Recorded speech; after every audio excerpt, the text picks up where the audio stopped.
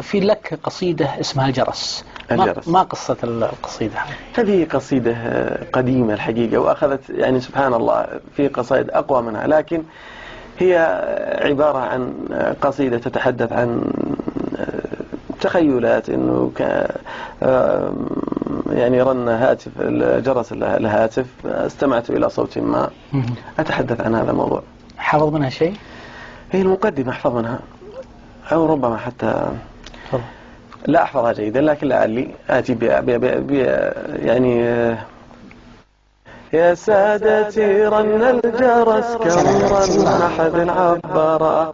فز قلبي له هذا صوتها واستشعر، صوتها الجبار يغرني ولق واستنكر، قل لها يا هاتف هذا الزمن قد غير، قل لها إن بين دفات الكتب والمحبرة، قل لها إن ينحني عند القلم والمسطرة، صار يأنف من نزار ويقتبس من عنترة، صار يسمع خالد الفيصل كبير وكبرا، صار ما يخشى الليالي سود ولا مغمرة، قل لها الناس صار قاسي مثل عود العرارة، قل لها الناس صار راسي كالقلاع المبحرة،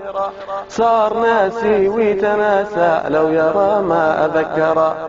كان له عود قديم ثم تابوا كسرا، كان له شعر طويل ثم شابوا قصرا، كان شيطانه قريب ثم نابوا سفرا،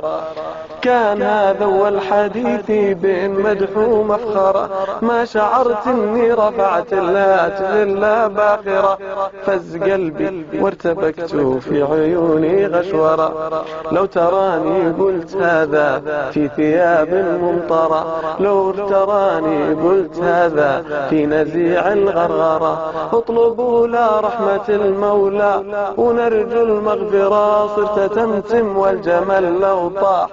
كل ينحرى، علها ما سمعت اللي قلت وارجو المعذرة، قالت إلا اسمع كلامك بل سمعت الثرثرة، أنت في طبعك غرور من تملك دمرة، كيف تنكرني وفي ملعبك لو تدري الكرة، من كلامك صرت قاسي مثل عود العرعرة، من كلامك صرت راسي كالقلاع المبحرة، قلت أنا عود تهشم بين عيدان الذرة، قلت أنا يخت تحطم والزمن ما جبر، قلت أنا خواف حتى من هديل الكركرة، اعذريني اسمحي لي واعذريني من تعذر من شرى، جيت مقبل يمها كل الخطى مستنفرة، علي يصلح مفسد الهاتف وبيد المبخرة،